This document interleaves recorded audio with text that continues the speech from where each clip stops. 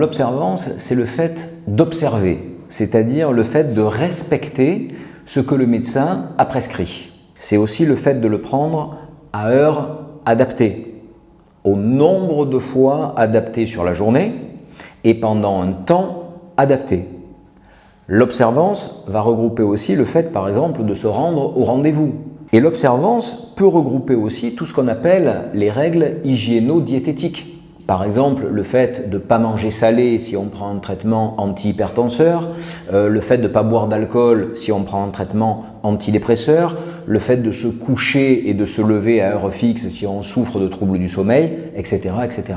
La plupart des études qui ont été faites montrent des résultats de bonne observance allant de 90% à moins de 5%.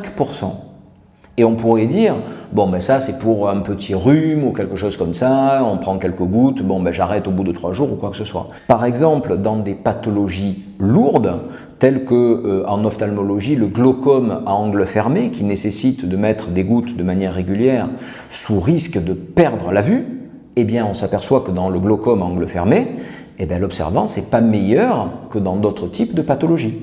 Un médicament qu'on va prescrire à une prise par jour, ça veut dire que sa durée d'action va être de 24 heures. Maintenant, si le médecin vous prescrit un médicament qui a 3 prises par jour, matin, midi et soir, ben c'est parce que la durée d'action va être plus réduite. Donc si on dit, ben oui, moi au lieu d'en prendre un le matin, un le midi, un le soir, je prends mes 3 comprimés le soir, le problème c'est que le soir on va être en surdosage et dans la journée on ne va pas être bien au niveau de la concentration sanguine. Si par exemple un traitement antibiotique est prescrit pendant 3 semaines et qu'on ne le prend que pendant 1 semaine, le risque c'est que les bactéries deviennent résistantes au traitement.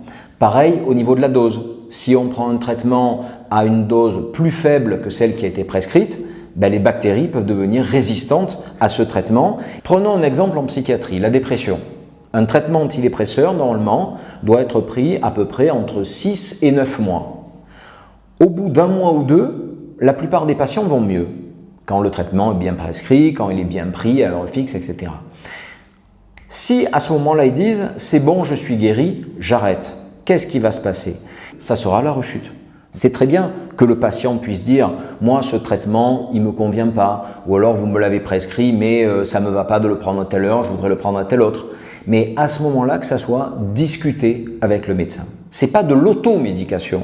C'est la personne qui peut être capable, en fonction de comment elle se sent, d'adapter le traitement, d'adapter peut-être l'horaire de prise, d'adapter le dosage. Mais ça, c'est quelque chose qui doit être discuté avec le médecin. L'idéal, c'est d'en référer au médecin traitant, le fameux médecin référent. C'est-à-dire c'est lui qui doit savoir, pour un patient donné, quel type de médicament il prend. Si on va voir 2 ou 3 médecins différents, sans informer le médecin B qu'on voit le médecin A, le problème c'est qu'on se retrouve avec des tas d'ordonnances prescrites et que le problème c'est qu'il peut y avoir des interactions, des observances qui ne sont pas adaptées et à ce moment-là on peut se faire plus de mal que de bien. En matière d'observance, il y a un élément qui est majeur, c'est d'éviter le tout ou rien.